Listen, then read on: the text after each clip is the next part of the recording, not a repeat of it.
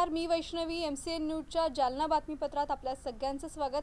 आतापर्यंत जालन्यात घडलेल्या काही महत्त्वाच्या घडामोडींवर नजर टाकूयात. या बातमीपत्राचे प्रायोजक आहेत संजीवनी मल्टी स्पेशालिटी हॉस्पिटल. आपल्या आरोग्याची संजीवनी. The skill to heal, the speed to care. आता सविस्तर बातम्या. जुना जालना भागातील बदरुद्दीन यांच्या घरासमोर काल मध्यरात्री गोळीबार झाला असून या गोळीबारामध्ये एक तरुण गंभीर जखमी झालाय. अकबर खान बाबर खान असे या जखमी तरुणाचं नाव असून मध्यरात्री 2:10 सुमारास ही घटना घडली आहे. जालन्यात गोळीबारात एक जण गंभीर जखमी झाल्याची घटना घडली आहे. अकबर खान बाबर खान असं जखमी व्यक्तीचं नाव आहे. जुना जालना भागातील डॉक्टर बदरुद्दीन यांच्या घरासमोरील मध्यरात्री घटना घडली आहे. 2 अज्ञात व्यक्तींनी दुचाकीवर येत पत्ता विचारत अकबर खान यांच्यावर गोळीबार केलाय. यात अकबर खान यांच्या जबड्याला गोळी लागल्याने ते गंभीर जखमी झाले असून त्यांच्यावर खासगी रुग्णालयात उपचार सुरू आहेत. दरम्यान या प्रकरणी पोलिसांनी घटनास्थळी जात पंचनामा केला असून 2 अज्ञात आरोपी विरुद्ध कदीम जालना पोलिसात गुन्हा दाखल करण्यात आलाय. कदीम पोलिसांची 2 पथकं आणि स्थानिक गुन्हे शाखेचे 1 पथक आरोपीच्या शोधासाठी रवाना झाले. लवकरच आरोपीला पकडण्यात येईल अशी माहिती उपविभागीय पोलीस अधिकारी अनंत कुलकर्णी यांनी दिली आहे. सर, मला काय सांगा, काल रात्री मुजाहिदीन चौक या ठिकाणी गोळीबार झाल्याचा प्रकार उघडकीस आलेला आहे. काय या प्रकाराची माहिती? काल म्हणजे आज रात्री पहाटे 2 वाजण्याच्या सुमारास मुजाहिद चौक या ठिकाणी गोळीबाराची घटना घडलेली. अकबर खान बाबर खान तिथे रहिवासी आहेत. त्यांच्या अज्ञात इसमाने काळ्या रंगाच्या शिजेड गाडीवरनं येऊन फायरिंग केलेली आहे. एकच राऊंड फायर झालेला आहे. फायरिंगचा आवाज ऐकून त्यांचे मामा त्या ठिकाणी पोहोचले. जमाव जमला. त्यानंतर मग त्यांना हॉस्पिटलाइज केलेलं आहे आणि वाजिद खान यांच्या फिर्यादीवरून आपल्याचा गुन्हा दाखल आहे. 109 भारतीय न्याय संहितेनुसार हा गुन्हा आपण दाखल केलेला आहे. सदर ठिकाणी आम्ही स्वतः भेट दिलेली आहे. पोलीस निरीक्षक यांनी पण भेट दिलेली आहे रात्रीच आणि तेव्हापासूनच अगदी तपासाला सुरुवात करण्यात आलेली आहे. माननीय पोलीस अधीक्षक, माननीय अपर पोलीस अधीक्षक यांनी पण भेट दिलेली आहे. आपण पोलीस स्टेशनची 2 पथकं आणि स्थानिक गुन्हे शाखेचे 1 पथक अशी 3 पथकं आरोपीच्या शोधाकरिता रवाना केलेली आहेत आणि आम्हाला विश्वास आहे आम्ही लवकरात लवकर यामध्ये आरोपींना अटक करू. गोळीबार करणारे किती लोक होते आणि गुन्हा किती लोकांना दाखल झाले? गोळीबार करणारे 2च लोक होते त्यांच्या माहितीप्रमाणे. अज्ञात लोक आहेत. अज्ञात 2 जणांच्या विरुद्ध गुन्हा दाखल झालेला आहे आणि आमच्या 3 टीम स्थापन केलेल्या आहेत. त्या सर्व अँगलनी तपास करत आहेत आणि लवकरात लवकर आपण त्यातले आरोपी निष्पन्न करणार आहोत. जालना शहरातील रेहमानगंज भागामध्ये तिरट जुगार खेळणाऱ्या जुगार अड्ड्यावर छापा मारत पोलिसांनी एकूण 4,34,000 रुपयांचा मुद्देमाल जप्त केलाय. या कारवाईमध्ये पोलिसांनी 11 जुगारांना देखील अटक केली आहे. सदर बाजार पोलीस ठाण्याच्या डीबी पथकाने रेहमानगंज येथील गुप्त जुगार अड्ड्यावर छापा मारून मोठी कारवाई केली आहे. 31 जुलै रोजी सायंकाळी 5:30 वाजेच्या सुमारास धाड टाकून तिरट नावाचा जुगार खेळणाऱ्या 11 जणांना रंगेहात पकडण्यात आले. या कारवाईत एकूण 4,34,000 किमतीचा मुद्देमाल जप्त करण्यात आलाय. गोपनीय माहितीच्या आधारे पोलीस उपनिरीक्षक शैलेश मस्के यांच्या नेतृत्वाखाली डीबी पथकाने महेश बिरादार यांच्या रेहमानगंज येथील घराच्या वरच्या मजल्यावर सुरू असलेल्या जुगार अड्ड्यावर छापा मारला. तेथे 11 इसम तिरट नावाचा जुगार खेळताना आढळून आले. या कारवाईत एकूण जप्त मुद्देमाल रोख रक्कम 17,000, 4 मोटरसायकल, 11 मोबाईल फोन असा एकूण 4,34,000 रुपयांचा मुद्देमाल जप्त करण्यात आलाय. या कारवाईत अटकेत असलेल्यांमध्ये सिंधी बाजार, गांधी चौक, हिंदूनगर, सुंदरनगर, लालबाग, लोधी मोहल्ला आणि भोईपुरा येथील रहिवाशांचा समावेश आहे. ही संपूर्ण कारवाई पोलीस अधीक्षक अजय कुमार बन्सल, अप्पर पोलीस अधीक्षक आयुष नोपानी, उपविभागीय पोलीस अधिकारी अनंत कुलकर्णी यांच्या प्रमुख मार्गदर्शनाखाली सदर बाजार पोलीस ठाण्याचे पोलीस निरीक्षक संदीप भारती यांच्या नेतृत्वाखाली डीबी पथकाचे प्रमुख पोलीस उपनिरीक्षक शैलेश मस्के, जगन्नाथ जाधव, नजीर पटेल, दुर्गेश गोफणे, गणेश तेजनकर, राहुल कटकम, महिला पोलीस कर्मचारी दांडगे, चालक सद्दाम सय्यद यांनी केली आहे. सदरील प्रकरणी सदर बाजार पोलीस ठाण्यामध्ये महाराष्ट्र जुगार कायदा कलम अन्वये गुन्हा दाखल करण्यात आलाय. बाजार हातीमध्ये काही जुगार अड्ड्यावर छापा टाकून काही कारवाई करण्यात आली. काय कारवाई नेमकी, कुठल्या ठिकाणी ही कारवाई करण्यात आली? आज 5:30च्या दरम्यान पोलीस स्टेशनला डीबी टीम बसलेले असताना डीबी पथकाचे प्रमुख मस्के साहेब यांना एक गोपनीय बातमीद्वारे माहिती मिळाली की रेहमानगंज येथे एका घराच्या वर रूम मध्ये काही लोक तिरट नावाचा जुगार खेळत आहेत. त्याप्रमाणे त्यांनी 2 पंचांना घेतले आणि आमच्या परवानगीने त्याचप्रमाणे डीवायएसपी साहेबांच्या आदेशाने जे काही लीगल प्रोसिजर त्या कंप्लीट करून त्यांनी 2 पंचांसमक्ष आपल्या टीमला घेऊन छापा मारला असता तिथे जवळपास 11 इसम मिळून आलेले आहेत.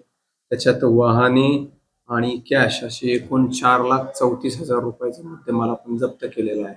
आणि तशी पोलीस स्टेशनला येऊन त्यांनी रीतसर तक्रार दाखल केली आहे आणि पुढील तपास पोलीस स्टेशन सदर बाजार करत आहे. यामध्ये आपले कर्मचारी PSI म्हस्के, त्याचप्रमाणे जाधव, पटेल, गोपने, तेजनकर, कटकम आणि महिला पोलीस कर्मचारी दांडगे यांनी ही कारवाई केलेली आहे. रतन आसाराम लांडगे यांच्याकडून लोकशाहीर अण्णाभाऊ साठे यांची 105वी जयंती मोठ्या उत्साहामध्ये साजरी करण्यात आली. यावेळी लांडगे समर्थकांनी लोकशाहीर अण्णाभाऊ साठे यांच्या पुतळ्याला अभिवादनही केलं. लोकशाहीर अण्णाभाऊ साठे यांची 105वी जयंती आज जालन्यामध्ये नेताजी सुभाषचंद्र बोस सेनेचे अध्यक्ष रतन आसाराम लांडगे यांच्याकडून पोलीस बँड पथक लावत अण्णाभाऊ साठे यांच्या पुतळ्याला राष्ट्रगीत गाऊन सलामी देण्यात आली. यावेळी अण्णाभाऊ साठे यांना पुष्पहार अर्पण करून आणि उपस्थित सर्व समाज बांधवांना पेढे वाटून जयंती साजरी करण्यात आली. लोकशाहीर अण्णाभाऊ साठे यांची 105वी जयंती निमित्त रतन आसाराम लांडगे यांच्याकडून मोठ्या थाटामाटात अण्णाभाऊंची जयंती साजरी करण्यात आली. यावेळी रतन आसाराम लांडगे यांनी बोलताना सांगितलं की लोकशाहीर अण्णाभाऊ साठे यांना भारतरत्न ही पदवी देण्यात यावी आणि 1 ऑगस्ट रोजी शासकीय सुट्टी जाहीर करण्यात यावी. नसतं यासाठी आम्ही येणाऱ्या काळामध्ये मुंबई मंत्रालय ठिकाणी आंदोलन आणि उपोषणाचा इशारा दिलाय. त्याचबरोबर अण्णाभाऊ साठे यांच्या जयंतीच्या सर्व जनतेस शुभेच्छा सुद्धा व्यक्त केल्या आहेत. यावेळी नेताजी सुभाषचंद्र बोस सेनेचे संस्थापक अध्यक्ष रतन आसाराम लांडगे, राधाबाई रतन लांडगे, विष्णू जाधव, नेहा लांडगे, प्रियंका लांडगे, अर्जुन लांडगे आदींसह समाज बांधवांची उपस्थिती होती. नेताजी सुभाषचंद्र बोस सर्व समाज सामाजिक संघटनेचा अध्यक्ष रतन आसाराम लांडगे आज दिनांक 1 ऑगस्टला साहित्यरत्न अण्णाभाऊ साठे यांची जयंती आहे आणि आज आम्ही इथे जयंतीला येऊन सिनी आम्ही आज शासकीय पथक बेंडबाजा लावून सिनी राष्ट्रगीत म्हणून सिनी त्याला मान सन्मानित आम्ही केलेला आहे. आणि तसंच जनतेला आम्ही सर्व जनतेला 10-15 किलो असे पेढे सर्व जनतेला वाटून सिनी आम्ही ही जयंती आज चांगल्या उत्सवाने आम्ही साजरी केली आहे. तर शासनाला प्रशासनाला मला माझी विनंती आहे की रशियासारख्या देशामध्ये अण्णाभाऊ साठेचा पुतळा आहे तर ही लई मोठी गोष्ट आहे साहेब. तर ह्या जयंतीला शासकीय सुट्टी नसती तर त्यांनी ती शासकीय सुट्टी लावण्यात यावे आणि आमचे अण्णाभाऊ साठे लोकशाहीर अण्णाभाऊ साठे जे आहेत त्यांना भारतरत्न पुरस्कार हे देण्यात यावं अशी आमची मातंग समाज व सगळ्या समाजाची आमची विनंती आहे. कारण की रशियासारख्या देशामध्ये अण्णाभाऊ साठेंची जयंती साजरी करते आणि त्यांनी स्मारक केलं आहे. तसेच आम्ही हे छोटे स्मारकाला करून दरवर्षी आम्ही यांची जयंती चांगल्या उत्सवात पेढे व लड्डू व जेवण देऊन आम्ही साजरी करत असतो. आम्ही भारतरत्नाची मागणी जी आहे कालच वर्षा गायकवाड यांनी केलेली आहे. तुमची अनेक दिवसापासून मागणी आहे, तुम्हाला यश मिळालं सर? आम्हाला अजून काही यश मिळालं नाही पण आम्ही मुंबई मंत्रालयावर आम्ही जाऊन श्री आंदोलन उपोषण आम्ही करणार आहे यासाठी की भारतरत्न अण्णाभाऊ साठेंना मिळावा आणि आमच्या 1 ऑगस्टला यांना शासकीय सुट्टी देण्यात यावी ही आमची विनंती कलेक्टर साहेबाला, मुख्यमंत्री साहेबाला की अण्णाभाऊ साठेच्या जयंतीला त्यांनी 1 दिवस सुट्टी देण्यात यावा आणि भारतरत्न पुरस्कार अण्णाभाऊ साठेंना मिळावा ही आमची विनंती आहे. मी रतन आसाराम लांडगे. काँग्रेसचे माजी आमदार कैलास गोरंट्याल यांच्या भाजप पक्ष प्रवेशानंतर त्यांचे प्रतिस्पर्धी आमदार अर्जुन खोतकर यांनी आणि त्यांच्यामध्ये चांगलाच राजकीय युद्ध तापलंय. माजी आमदार कैलास गोरंट्याल यांनी केलेल्या आरोपानंतर आज आमदार अर्जुन खोतकर यांनी पत्रकार परिषद घेऊन माझ्या एका प्रश्नावर तुम्हाला काँग्रेस सोडावी लागली, तुमच्याकडे माझ्या फाईल आहेत तर मी काही गोट्या खेळत नाही असं म्हणत कैलास गोरंट्याल यांना एक खासगी व्हिडिओ क्लिप व्हायरल करण्याचा इशारा देखील दिलाय. पाहूयात. पण यापूर्वी मी सुद्धा माननीय शिंदे साहेबांसोबत गेलो असताना या महाशयाने माझ्याबद्दल काय गरळ ओकली होती याची तुम्हाला पूर्ण कल्पना आहे. त्याने राज्यातल्या आमदारावर 50 खोक्याचा आरोप केला, माझ्यावर टोलचा आरोप केला. ठीक आहे, ते आरोप आम्ही सहन केले, त्याला उत्तर काय द्यायचं दिलं. मग आता या महाशयाने किती खोके घेतले? आता पक्ष बदलायचे, काँग्रेस सोडायचे, किती पैसे घेतले माणसाने, किती खोके घेतले याचंही उत्तर त्यांनी निश्चितपणे जनतेला दिलं पाहिजे. माझ्या मते हा नगरपालिकेमधला घोटाळा लपवण्यासाठी ही धडपड सन्माननीय महोदयांची या ठिकाणी चालू आहे.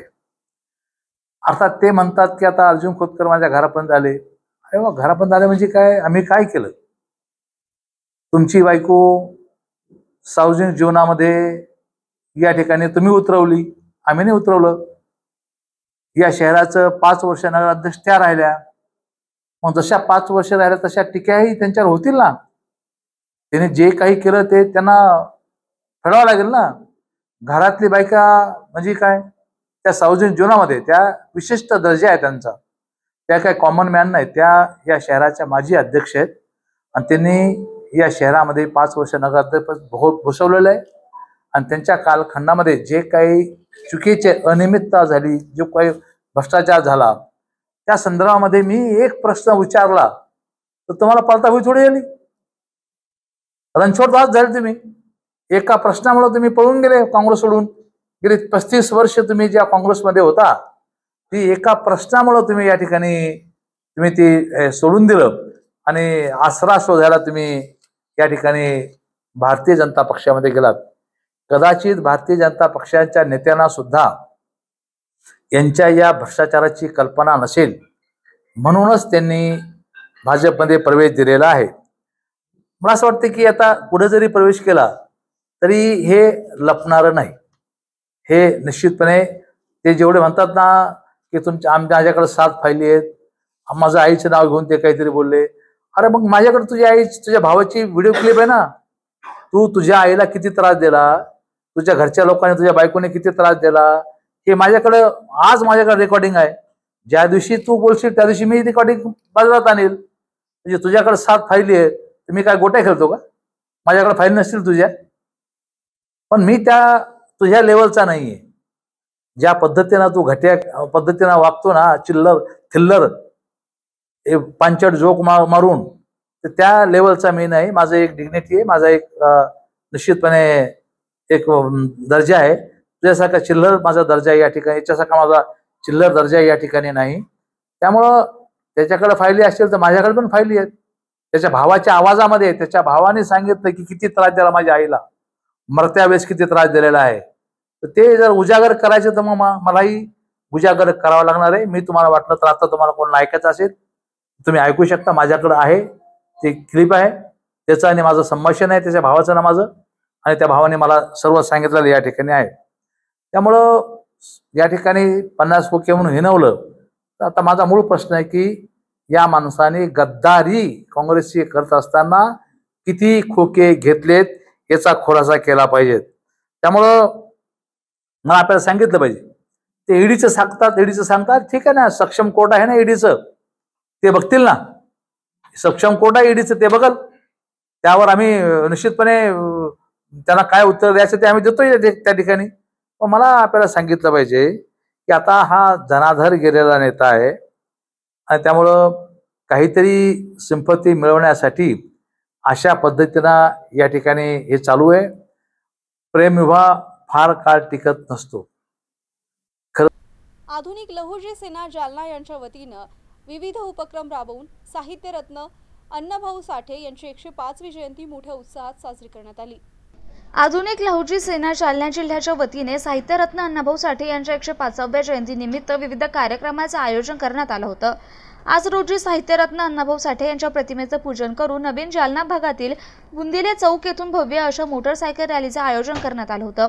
ही रॅली बुंदिले चौक मार्गे, झाशीची राणी पुतळा मार्गे, छत्रपती शिवाजी महाराज चौक, सिंधी मार्केट मार्गे, मामा चौक, मस्तगड परिसर मार्गे, गांधी चमन चौक, शनी मंदिर मार्गे, उड्डाणपुलाखाली असलेल्या भव्य अशा साहित्यरत्न अण्णाभाऊ साठे यांच्या पूर्णाकृती पुतळ्यास पुष्पहार अर्पण करून अभिवादन करीत या भव्य अशा मोटरसायकल रॅलीचा समारोप करण्यात आला. या प्रसंगी आधुनिक लहुजी सेनेचे उत्सव समितीचे अध्यक्ष गंगाधरजी लाखे, कार्याध्यक्ष रामभाऊ सुतार, सचिव संतोष पैलवान कांबळे, उपाध्यक्ष गणेश जाधव, कार्यक्रमाचे मुख्य आयोजक राजेश सगट, कोषाध्यक्ष अनिल थोरात, आधुनिक लहुजी सेनेचे राज्य सदस्य तथा मराठवाडा अध्यक्ष संतोष भाऊ तूप सौंदर, राज्य समन्वयक अंकुशदादा यंगड, मराठवाडा संघटक कैलासप्पा जाधव, जिल्हा सचिव ओमकार घोडे आदींची प्रामुख्याने उपस्थिती होती. अण्णाभाऊ साठे यांची जयंती, आधुनिक लहुजी सेनेच्या वतीने काय काय उपक्रम राबवले जाते, मोटरसायकल रॅली काढले जाते, काय काय उपक्रम राबवले जाते आज जयंतीनिमित्त? आधुनिक लहुजी सेना या राज्यव्यापी संघटनेच्या वतीने आज विविध कार्यक्रमांचे आयोजन जालना शहरामध्ये केलेलं होतं. त्यामध्ये समजा गरजूवंत विद्यार्थ्यांना शालेय साहित्य वाटप झालेलं आहे सकाळी। आता मोटरसायकल रॅली चालू आहे लाईव्ह। मोटरसायकल रॅलीचं अभिवादन गुंदुले चौकात अभिवादन करून रॅलीला सुरुवात झालेली आहे। बाबासाहेब आंबेडकर यांच्या पुतळ्याला पुष्पहार अर्पण करून आता शिवाजी महाराजांच्या पुतळ्याला पुष्पहार अर्पण केलेला आहे। या रॅलीचा समारोप साहित्य सम्राट अण्णाभाऊ साठे यांच्या प्रतिमेला पुष्पहार अर्पण करून समारोप होणार आहे व तसेच रक्तदान शिबिराचं बी आयोजन तिथे केलेलं आहे आणि सर्व येणाऱ्या मान्यवरांचं सत्कारासाठी संध्याकाळी सावरकर चौकामध्ये 6 वाजता मोठ्या डीजेचं आणि लेजर शोचं आयोजन केलेलं आहे।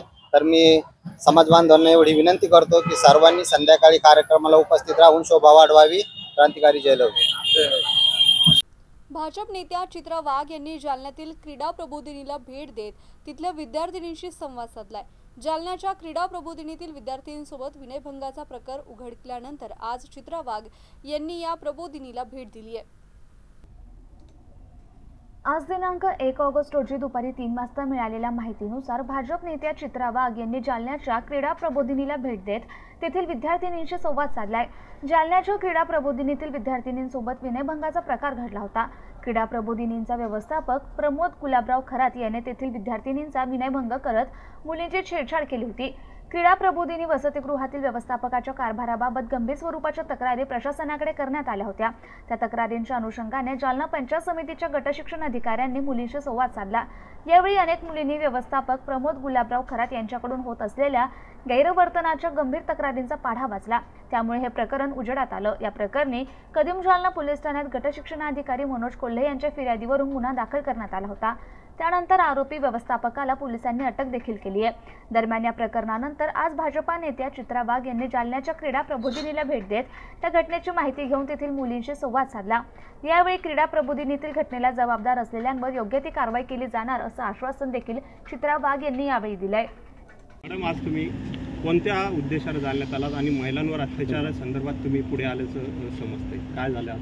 नाही, तुम्हाला माहिती आहे की अतिशय उत्तम असे खेळाडू ज्या क्रीडा प्रबोधिनीमध्ये तयार होतात त्या मुलींच्या वसतिगृहामध्ये त्या ठिकाणी इथले जे व्यवस्थापक होते खरात नावाचे, त्यांनी काही मुलींचं मोलेस्टेशन केल्याची घटना या ठिकाणी दुर्दैवी आणि संतापजनक अशी घटना घडली आहे। अर्थात पोलिसांनी तात्काळ त्याच्यावरती कारवाई केली।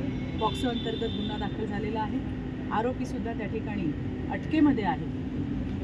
नक्की इथं काय परिस्थिती आहे, कधीपासून अशा पद्धतीने त्रास दिला जातो याची माहिती घेण्यासाठी मी माझ्यासोबत आमचे आमदार आणि जिल्हाध्यक्ष जालन्याचे कुचेजी, माझ्या सहकारी संध्या देठे, आम्ही सगळ्याजणी या ठिकाणी आज आलो होतो।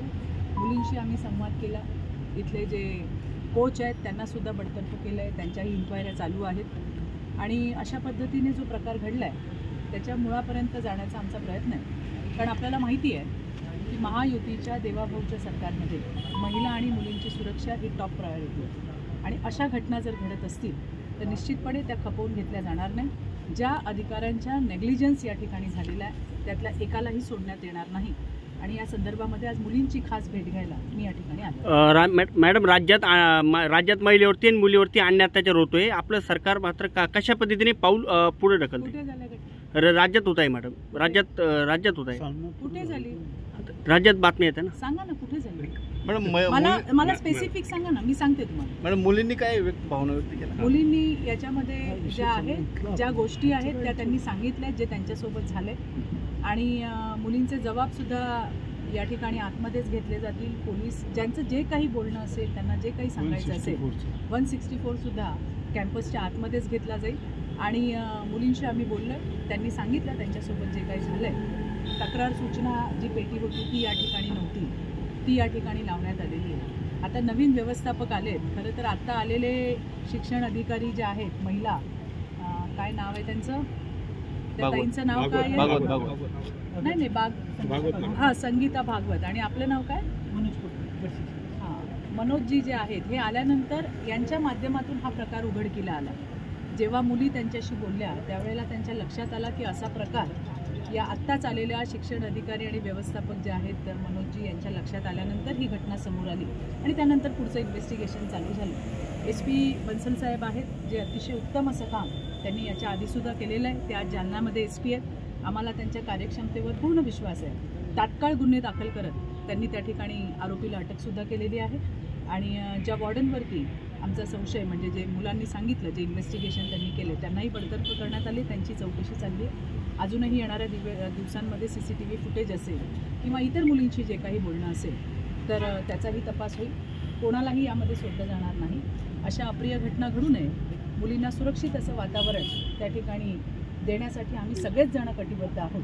आणि त्यासाठीच्या व्यवस्थापनाला ज्या काही आम्हाला वाटल्या त्या सूचनासुद्धा आम्ही त्या ठिकाणी दिलेल्या आहेत. किती दिवसांपासून असा हा कार्यक्रम चालू होता? काय लक्षात आलं? मला वाटतं हे 12-14 दिवसांपासून काहीतरी समोर आलेली गोष्ट आहे. काही मुली आहेत, आता इथे आकडे सांगणे काही योग्य होणार नाही, पण जे काही आहे ते पोलिसांच्याकडे आहे आणि योग्य दिशेने तपास चालू आहे. आणखीन सुद्धा याच्यामध्ये काही असतील, काही लूपहोल्स असतील, याच्या आधीचे कोण अधिकारी होते, कारण हे तर आत्ता सगळे डेप्यूट झालेत, आता जस्ट आले. त्यामुळे हा कधीपासूनचा प्रकार चालला आहे हे मुलींशी सुद्धा विश्वासात घेऊन त्या ठिकाणी आपल्याला कळतं. आपण सर्व अधिकाऱ्यांची बैठक घेतली, काय एकंदरीत नवीन सूचना जिल्हा परिषदच्या अनुषंगाने केल्यात किंवा काय विषय आहे? नाही, कसं आहे की क्रीडा प्रबोधिनी आपल्याकडे 2च आहे राज्यामध्ये. एक इकडे आहे जालन्याला आणि एक कोल्हापूर. त्याच्यामुळे इथे SOPs काय असाव्या, त्या आहेत किंवा नाही याची माहिती मी घेतली. कोण येतंय, कोण जातंय, रजिस्टर आहे की नाही, सूचना पेटींची जी आपल्याकडे प्रोव्हिजन आहे ते या ठिकाणी आहे किंवा नाही. आणि त्याचबरोबर ती इथे मुलींना जेवायला नाश्त्याला बॉयज हॉस्टेलला जावं लागायचं, ते सुद्धा यांनी आता बंद केलं आहे. आता मुलींना कुठेही जाण्याची गरज नाही, त्या इथेच राहतील आणि इथेच त्यांचा नाश्ताही करतील, इथेच जेवण करतील. अशा पद्धतीच्या चांगल्याही काही डेव्हलपमेंट आल्यानंतर या अधिकाऱ्यांनी केलेल्या आहेत. त्यामुळे आणखीन आम्हाला ज्या ज्या काही सूचना वाटल्या त्या आम्ही त्या ठिकाणी शेअर केल्यात. कुचेसाहेब इथे नेहमी येत असतात. आमच्या संध्याताई देठे यांचा हा वॉर्डच आहे, त्यामुळे त्यांच्याही सतत या ठिकाणी फेऱ्या असतात. परंतु अशी घटना होईल किंवा झाली असेल याची कुणालाच त्या ठिकाणी कल्पना नव्हती.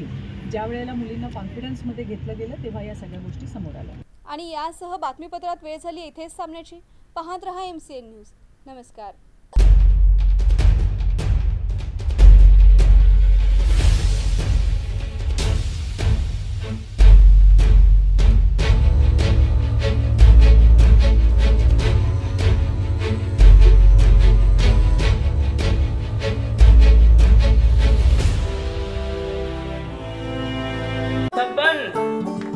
आपको कलेक्टर साहिबा के हाथों से इनामी घर मिल रहा है। आपका घर बहुत सुंदर होगा ना? अरे नहीं बेटा, हम तो बहुत छोटे आदमी हैं। चाचू डोंट वरी, मैं बड़ी होकर आपके लिए और सबके लिए मजबूत और सुंदर घर बना के दूंगी। कालिका सरिया लाना मत भूलना। कालिका TMT सरिया कंक्रीट से करे मजबूत जोड़ और भूकंप संग आग से लड़कर घर को दे दीर्घायु। कालिका सरिया मैं भूली नहीं। बेटिया आप कलेक्टर। कालिका TMT, फैसला जो मजबूत हो।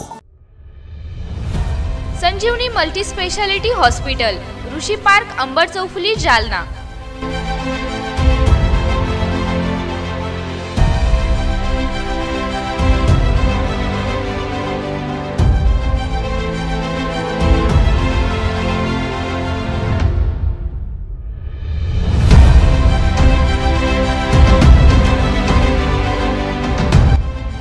महात्मा ज्योतिबा फुले जन आरोग्य योजना आणि प्रधानमंत्री जन आरोग्य आयुष्मान भारत योजना उपलब्ध।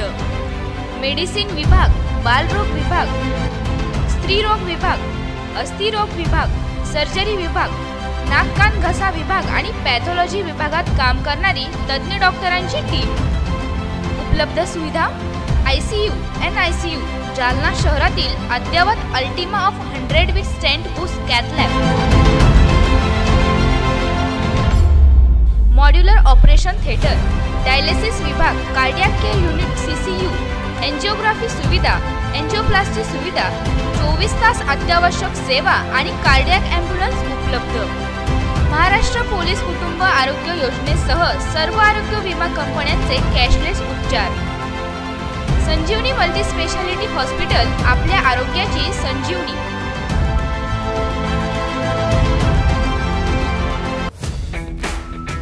Kothari international dream school, CBSE pattern, शैक्षणिक वर्ष 2025-26 साठी प्रवेश देणे सुरू। शैक्षणिक वर्षासाठी LKG ते 9वी पर्यंत ऍडमिशन सुरू। आमचे वैशिष्ट्य जालना शहरातील पहिली हायटेक वायफाय कॅम्पस असलेली इंग्लिश शाळा, डिजिटल क्लासरूम आणि iPad सुविधा उपलब्ध। वातानुकूलित क्लासरूम, बस सुविधा देखील उपलब्ध, क्षेत्र भेट आणि गेस्ट लेक्चर, विद्यार्थ्यांचा सर्वांगीण विकास, NCERTच्या धर्तीवर CBSE पॅटर्नची सुविधा उपलब्ध, अनुभवी शिक्षक वृंद, प्रशस्त क्लासरूम आणि प्रशस्त मैदान, रोबोटिक्स आणि कोडिंग यासह अनेक सुविधा विद्यार्थ्यांसाठी उपलब्ध.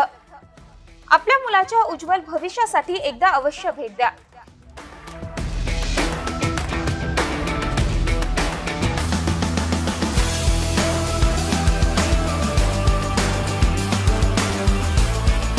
Kothari international dream school, JES महाविद्यालयाजवळ देऊळगाव राजा रोड, जालना. संपर्क 9673236007 किंवा 9067791007.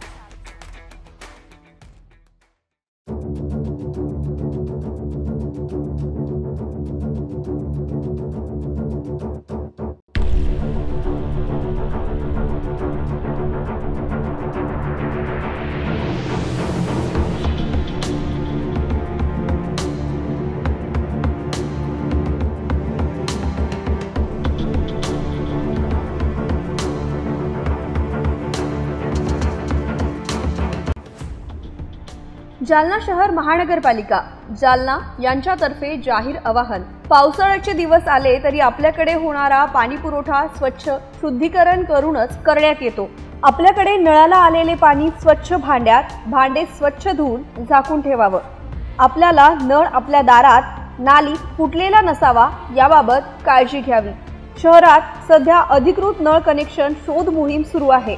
आपला नळ अधिकृत असेल तर आपल्यास अधिकृत नळ नियमित करण्यासाठी नोटीस आली असेल तर दंडाची रक्कम तात्काळ भरणा करावी. आपण दंडाची रक्कम न भरल्यास आपणावर पोलिसात गुन्हा दाखल करण्यात येईल याची नोंद घ्यावी. महानगरपालिकेची कोणत्याही नागरिकावर गुन्हा दाखल करण्याची इच्छा नाही, मात्र आपण दंडाची रक्कम भरली नाही तर नाईलाजाने आपणावर गुन्हा दाखल करण्यात येईल याची आपण नोंद घ्यावी. याकरिता सर्व नागरिकांनी वरील बाबींचे तंतोतंत पालन करावे आणि महानगरपालिकेस सहकार्य करावे.